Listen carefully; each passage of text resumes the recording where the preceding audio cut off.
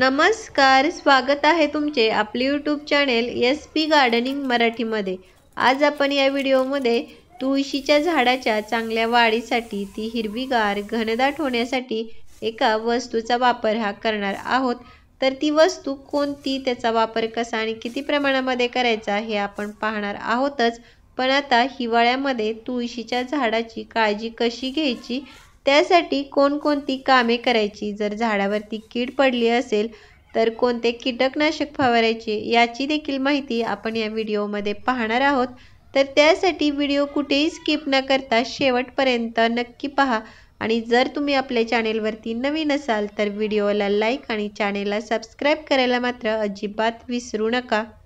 आपल्या दारातील तुळस ही जेवढी वाढते बहरते तेवढीच ती आपल्या घरामध्ये ही सुख आणि समृद्धी घेऊन येत असते। त्यामुळे दारातील तुळस ही चांगली वाढावी, हिरवीगार घनदाट व्हावी असे प्रत्येकालाच वाटत असते। मात्र अशा प्रकारे तुळशीची चांगली वाढ होऊन हिरवीगार होण्यासाठी झाडाची थोडी काळजी देखील ही घ्यावी लागते। तुळशीच्या झाडाच्या वाढीसाठी तिला जास्त खते देण्याची आवश्यकता नसते। मात्र या झाडाला सूर्यप्रकाश आणि पाणी या दोन गोष्टी ह्या योग्य प्रमाणामध्ये मिळायला हव्या, तरच तुळशीचे झाड हे चांगले वाढते। आणि आता हिवाळ्यामध्ये तर वातावरणामध्ये गारवा थंडावा असल्यामुळे या झाडांना हे पुरेसे ऊन हे मिळत नाही आणि सकाळच्या वेळी जे बाष्प तयार होते ते झाडाच्या या पानावरती पडले तर ते बुरशी तयार होण्याची शक्यता असते। त्यामुळे तुळशीचे झाड लावलेली जी कुंडी आहे ती अशा ठिकाणी ठेवा ज्या ठिकाणी दिवसभरामध्ये हे भरपूर असे या झाडाला ऊन मिळेल। तुळशीच्या झाडासाठी आज आपण या कापुराचा वापर करणार आहोत। देवपूजेमध्ये जो आपण कापूर वापरतो तो हा तुळशीच्या झाडासाठी खूप उपयुक्त असा आहे।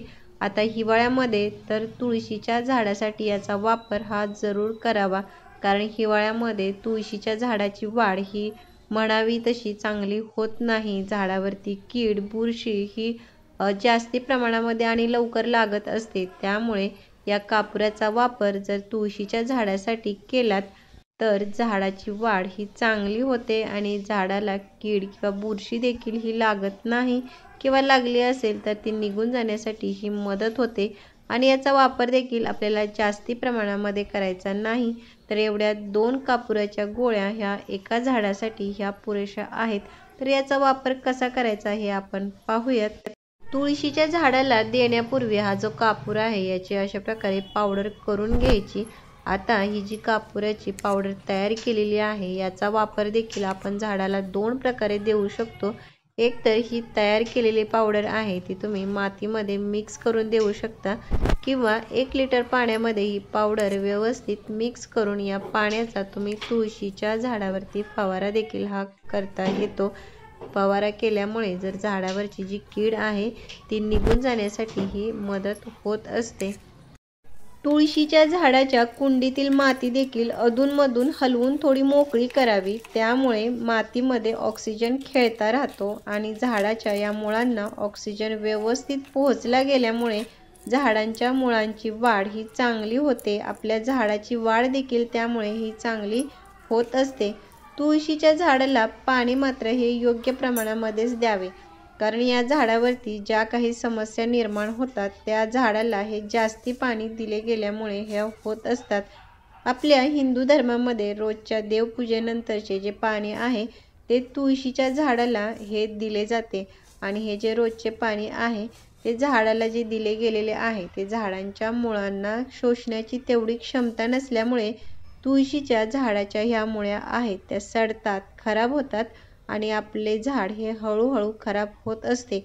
त्यामुळे झाडाला या पाणी देताना कुंडीतील माती हे चेक करूनच द्यावे। जेव्हा कुंडीतील माती वरच्या बाजूची 1 ते 2 इंच एवढी कोरडी होईल तेव्हाच या झाडाला पाणी द्यावे। आणि आता हिवाळ्यामध्ये तर 2 ते 3 दिवसातून एकदा पाणी दिले तरी देखील पुरेसे होते।